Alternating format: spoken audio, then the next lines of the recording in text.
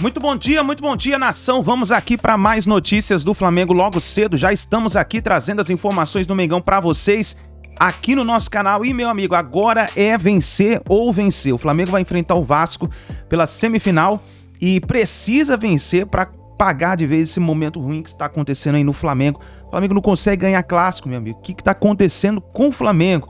E vai ter mudanças aí na escalação, provavelmente, porque tivemos aí um bom momento do Everton Cebolinha, algumas mudanças que o Vitor Pereira fez, que no primeiro tempo entre Flamengo e Fluminense nós vimos que deu certo. Então provavelmente nós veremos aí um Flamengo diferente para a partida contra o Vasco. E eu gostaria que você já chegasse aqui participando do nosso canal, escrevendo o seu palpite nos comentários para você quem será o vencedor dessa partida do Clássico. Primeira partida que o Flamengo fez aí contra o Fluminense, perdeu por 1-0. E vamos ver o que vai acontecer nessa partida agora, tá certo? Antes do vídeo, quero deixar para você uma grande oportunidade. Você que deseja fazer uma renda extra já no começo desse mês, de 3 mil a 5 mil reais, recebendo comissões como essa que você está vendo aí na tela. Vai rapidinho, clica no primeiro link na descrição ou no comentário fixado, onde ali você vai aprender tudo sobre essa oportunidade que pode levar você a fazer de 3 mil a 5 mil reais. Clica lá, confere, aproveita essa oportunidade enquanto ela estiver no ar, tá certo? Créditos desse vídeo, vou deixar o canal ESPN Brasil, ao canal Arena SBT, tem aí o Vene Casagrande falando também, e também ao canal Jovem Pan Esportes, o Mauro César falando sobre o Flamengo. Link na descrição como crédito. Vamos então aqui analisar aqui os comentaristas falando sobre a preparação do Flamengo. Números do técnico Vitor Pereira em clássicos aqui no Brasil: 15 jogos, 3 vitórias, 3 empates e 9 derrotas. Um aproveitamento muito ruim, 26,7%, 12 gols marcados, 17 sofridos. E aí, então, são números dele comandando Corinthians e também Flamengo aqui no Brasil. Antero, sobre Vitor Pereira, o que ainda segura ele no Flamengo? Qual a chance do trabalho do Vitor Pereira dar certo daqui por diante? A chance dele dar certo é se, por exemplo, conquistar o estadual do Rio de Janeiro. Já seria uma conquista interessante, mais até do que a Taça Guanabara, que baixaria a poeira. E depois ele tem 3 grandes competições: Campeonato Brasileiro, Libertadores e Copa do Brasil. Qualquer uma dessas conquistas, mas sobretudo as 2 primeiras, o Brasileiro e o Libertadores, é que poderão dar-lhe até uma extensão maior no trabalho dele. Só que você fala assim, mas peraí, Antero, para ele conquistar a Libertadores ou o Campeonato Brasileiro ou a Copa do Brasil, tem de continuar no cargo. Só que isso a gente não sabe se vai acontecer. Por isso que eu disse que é importante o campeonato estadual. Antero, porque se vier esse... Então, se ele não vencer o Campeonato Carioca, você acha que as chances dele continuar na Gávea, então, não existem? Diminui bastante. Agora, por que a gente fica na dúvida, Edu? Porque a direção do Flamengo, ela não é participativa, ela não é, diria até, solidária nesse momento. Desculpe. Por exemplo, eu gosto de uma tradição dos gaúchos. Quando a coisa começa a esquentar, e eu acompanho muito as emissoras do Rio Grande do Sul, as emissoras de rádio, após um jogo, por exemplo, como esse que nós vimos nesta quarta-feira, vem um diretor para falar, e às vezes até o presidente, ou do Grêmio, ou do Internacional, porque é aquela coisa, palavra oficial, embora nem sempre depois seja mantido o que eles vêm falar. Mas se tem alguém, sabe, graduado, colocando a posição do clube oficialmente. E eu acho isso interessante, eu acho importante. Por exemplo, nessa altura, o Vitor Pereira, em público, ele tem, assim, o respaldo de quem? O Braz, ele vem, sempre fala, procura abafar. Mas é importante, por exemplo, nessa entrevista coletiva, né, depois da partida, que estivesse ele lá, ou o presidente, ou sei lá, alguém graduado, para dizer, confiamos no trabalho, seguirá adiante, etc, etc e tal. Então, acho que o Vitor Pereira está ficando assim também, falou, opa, o que está acontecendo aqui? Né? Agora, que ele não está confortável, que não há um apreço da torcida, são sinais evidentes.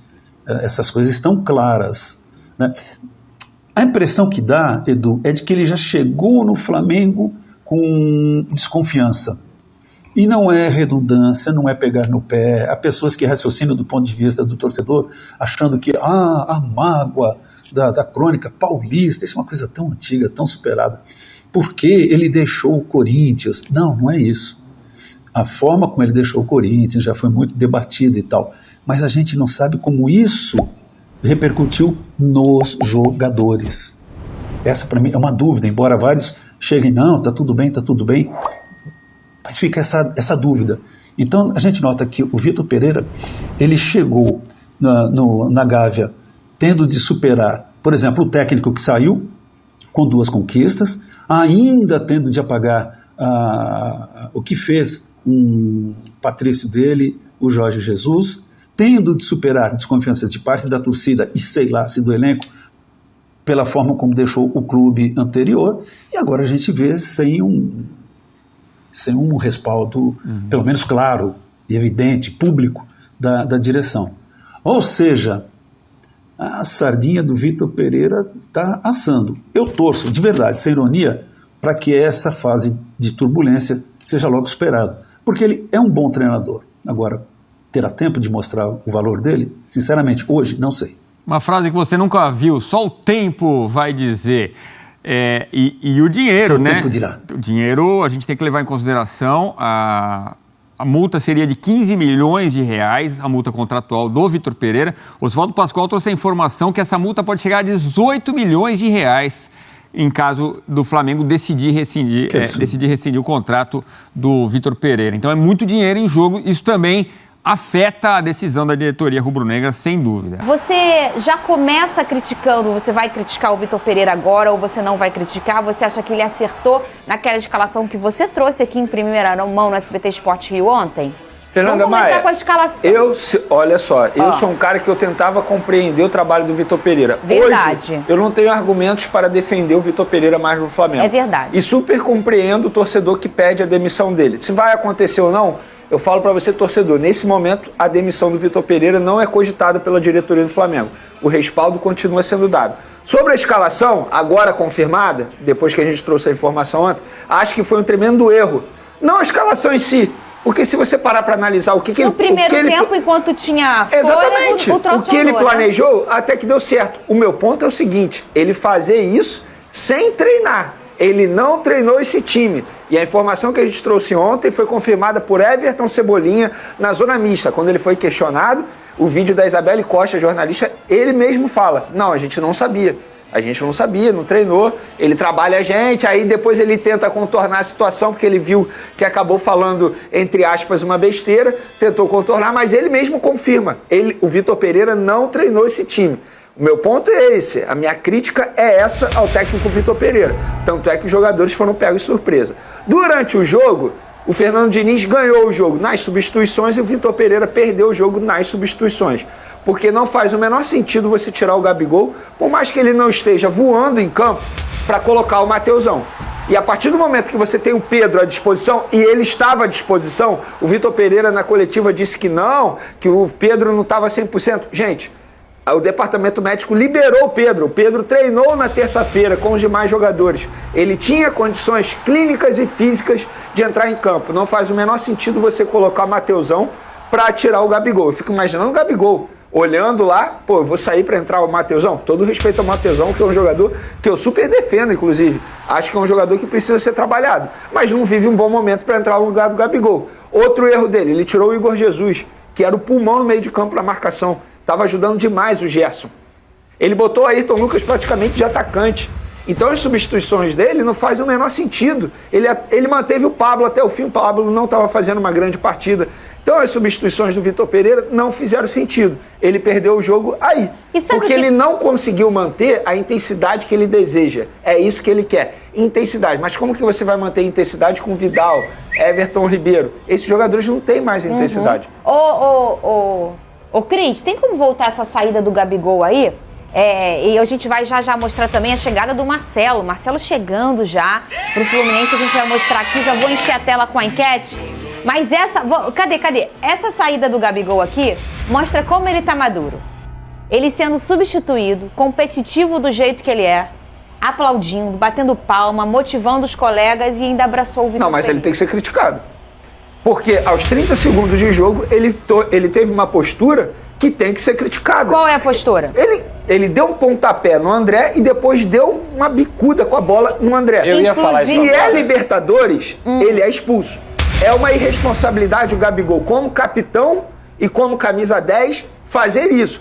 E a gente está falando de um jogador que é perseguido pela arbitragem. Com 30 segundos de jogo, você levar um cartão amarelo e sabendo que a postura do Flamengo seria de marcação alta, a todo momento você tendo que marcar, o Gabigol não pode fazer isso. Não. Por quê? Ele fica pendurado e ele não pode mais correr o risco de levar outro amarelo. Você concorda que tem duas maturidades no futebol? A maturidade do social e a maturidade na hora do jogo, no nível de competitividade. Eu acho que essa maturidade, essa daí, do cartão, o Gabigol nunca vai atingir. Porque ele é um cara tão competitivo que é até difícil pra ele controlar isso. Não que justifique. Ele tá errado, tem que saber controlar. Mas eu acho que isso é muito da personalidade dele. Inclusive, ele fala pro André. Ele dá uma chuta-bola em cima do André. E ele mas fala... posso falar um outro ponto? Isso que ele fez na saída...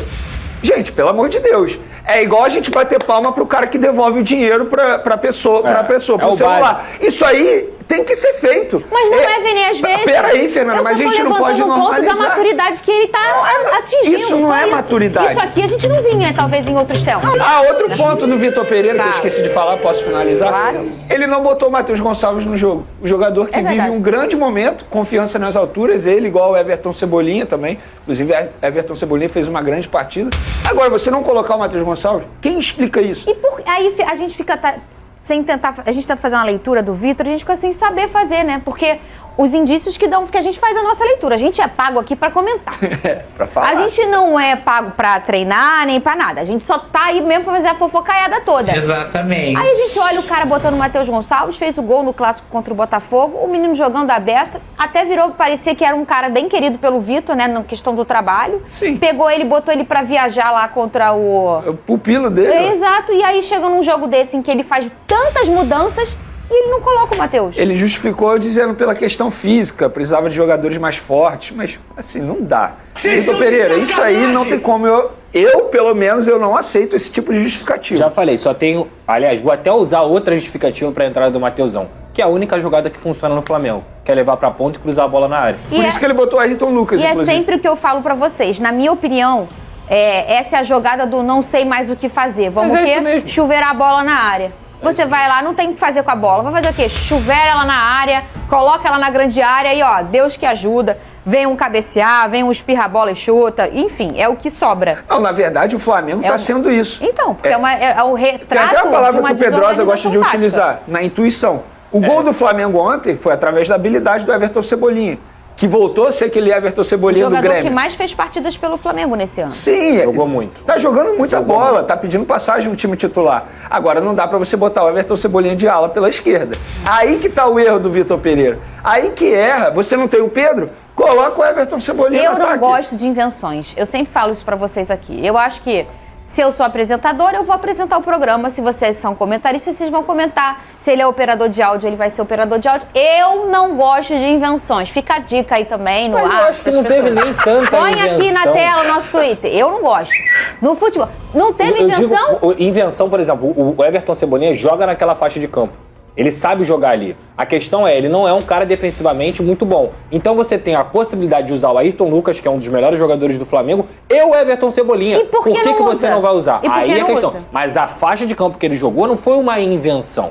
O ponto é, ele deveria ter mais ajuda ali do lado, inclusive ele renderia mais dessa forma. Não é que é uma invenção. O Gerson mas jogou muito você ali. usa uma versatilidade que às vezes o jogador não gosta. Inclusive o resultado disso, ele jogou com o Mister lá fora e ele até... Ele jogava na ponta direita lá. Então, mas teve uma hora que ele jogou de lateral. E ele não gostou. E ele reclamou isso publicamente. Não, lateral direito. É de ala, né? Direito. Fazendo a marcação também. A característica do Everton Cebolinha é jogada na ponta esquerda. Puxando pro meio. Lá ele jogou de ponta direita e por isso que ele reclamava. E de ala também. E de ala também. Direita e não esquerda. Mas é errado. Então tá aí, nação. Tá aí os comentários aí do Mauro César. Vene Casagrande também falou aí. Deixa o like no vídeo e se inscreva no canal se você não é inscrito. E escreva nos comentários aí rapidinho a sua análise. O que você acha? O que o Flamengo precisa melhorar pra poder vencer o Vasco? Porque tem que vencer, meu amigo. Chega de derrota. É isso daí e a gente se vê no próximo vídeo.